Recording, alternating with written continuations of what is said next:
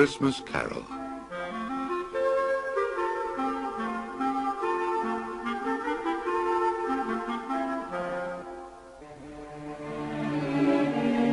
Jacob Marley was dead as a doornail.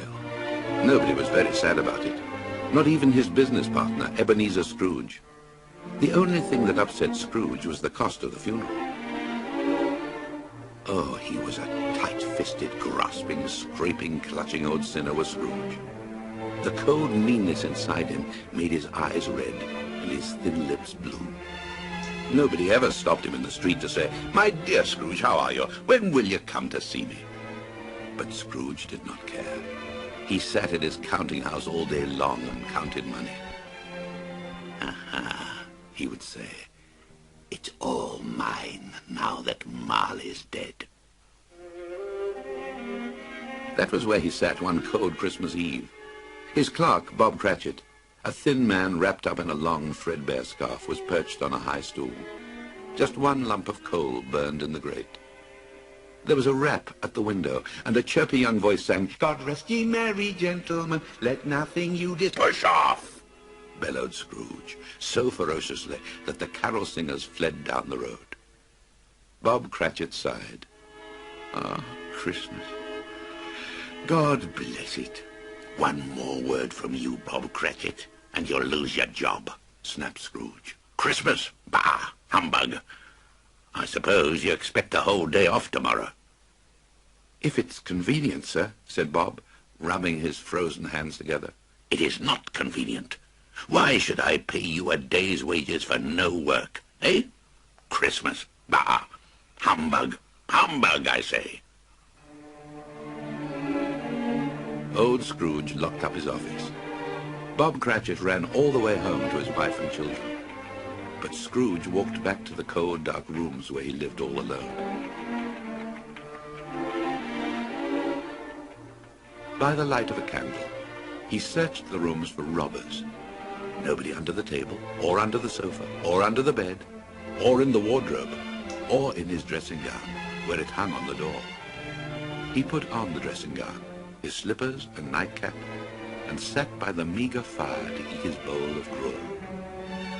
As he ate, the bell pull beside his chair began to swing. The bell rang, softly at first, then louder. Soon every bell in the house was ringing. Scrooge dropped his spoon. Just as suddenly, the bell stopped. There was a new sound, a clanking noise, as if someone was dragging a heavy chain. That someone was coming up the stairs, straight towards his door. On through the door it came, into the room. It was Jacob Marley. His body was quite transparent. The clanking chain wound round him was made up of cash boxes, steel purses, keys, and padlocks. "Oh, now, Ebenezer." Scrooge felt deathly cold. "What do you want with me, Jacob? Why are you chained?" Marley's ghost raised a frightful cry and shook its chain. "I wear the chain I made for myself during my life. These are the things I cared about. Money, money, and more money. Oh, Ebenezer, if you could see the chain that awaits you. It was as long as this one 7 years ago, and it's still growing." Scrooge gazed at the ghost in horror. "I came to warn you, Ebenezer. You are to be haunted by 3 spirits." Scrooge tried to say humbug, but he could not. The ghost walked backwards through the window and floated out into the bleak black night. Scrooge went straight to bed and tossed and turned until he fell asleep. The clock woke him.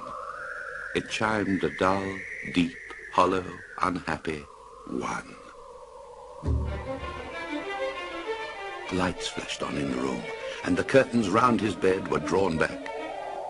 Scrooge sat bolt upright and came face to face with a ghost.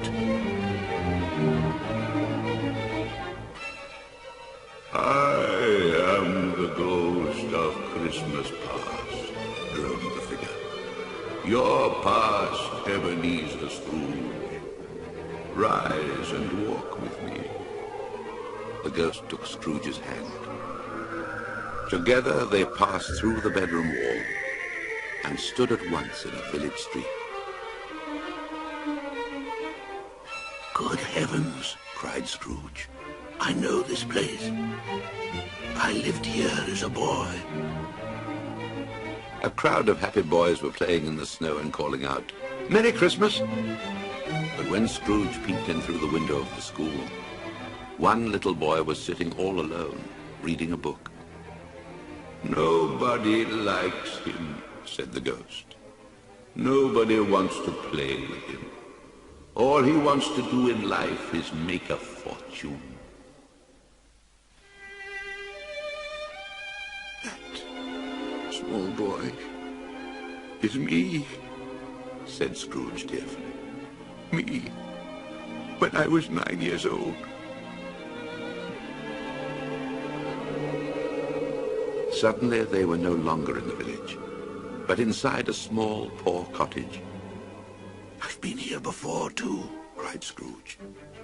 That girl on the sofa. Oh, ghost, do you see how pretty she is? I was going to marry her once. Her name is Clara. The young lady could see neither Scrooge nor the ghost. Through her tears, she was trying to write a letter. Scrooge peered over her shoulder. You see, there is something you love more than me, money. So, my dear Ebenezer, I hope you will remember me when you are rich. Goodbye. Your own sweetheart, Clara. Take me home, ghost, cried Scrooge. I can't bear it. I can't change what's past. No sooner were the words spoken than Scrooge found himself in his own bedroom again. And where the ghost had stood, a single candle flickered.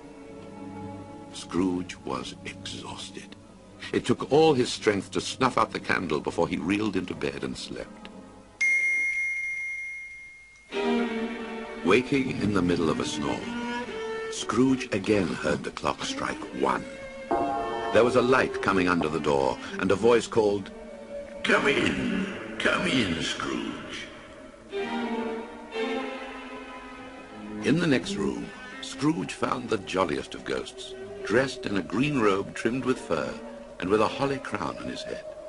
I am the spirit of Christmas present. Touch my coat. The walls of the room and the night beyond it melted away, and they stood in the snowy streets on Christmas morning.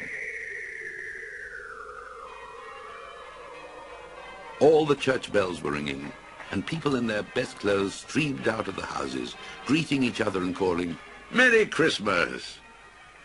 The ghost took Scrooge to Bob Cratchit's house, where Christmas dinner was cooking. There was a dish of potatoes and a very small, skinny goose. When Bob arrived home, he was carrying his son, Tiny Tim, on his shoulders.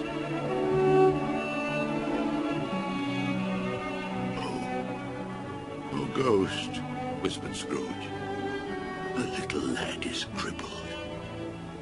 The family is very poor, replied the ghost.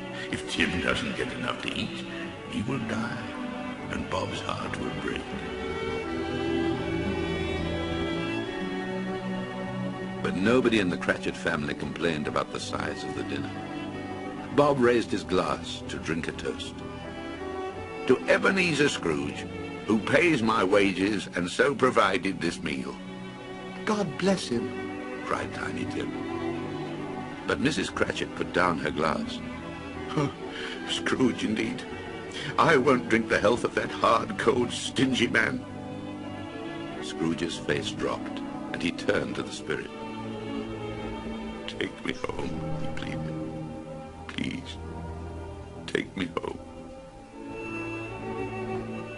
But the ghost had disappeared, Somewhere a clock was striking 1, and Scrooge saw a hooded phantom moving like a mist along the ground towards him.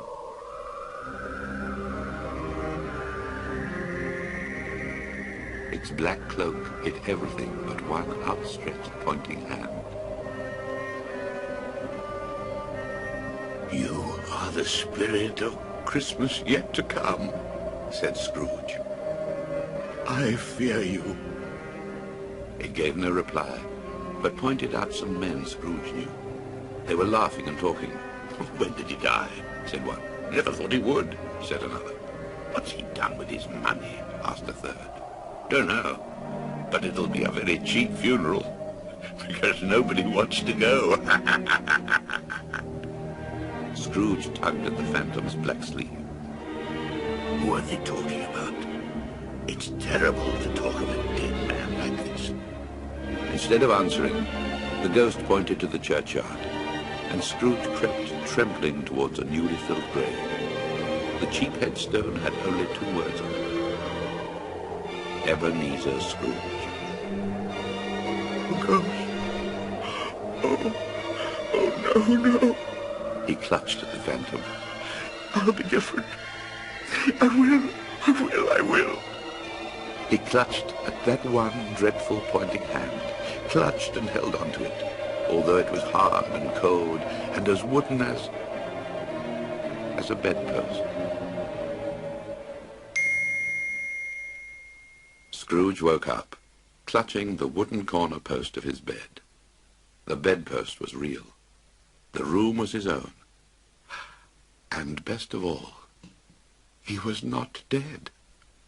"Oh, I don't know what to do first," said Scrooge to himself, laughing and crying at once. I don't even know what day it is." Running to the window, he opened it and called to a boy below. What day is it?" "Why, it's Christmas Day, of course."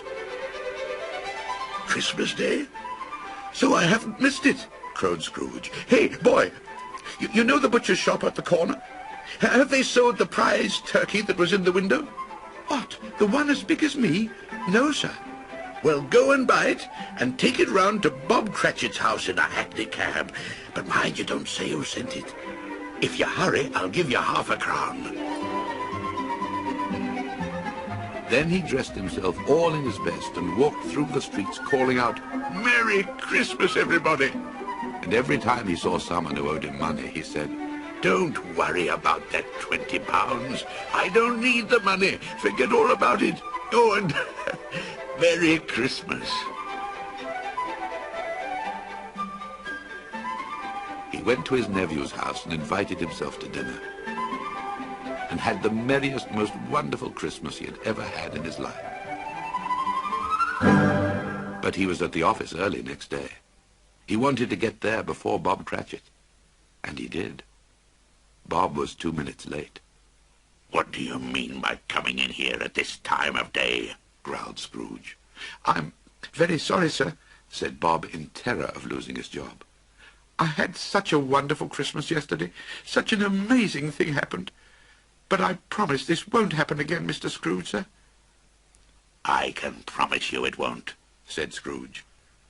"I'm not going to stand for this sort of thing any longer. So..."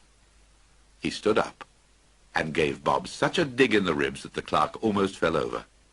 "So, I'm about to raise your wages and shorten your hours. Merry Christmas, Bob. Stoke up the fire and then come into my office. I want you to tell me how I can help that splendid family of yours."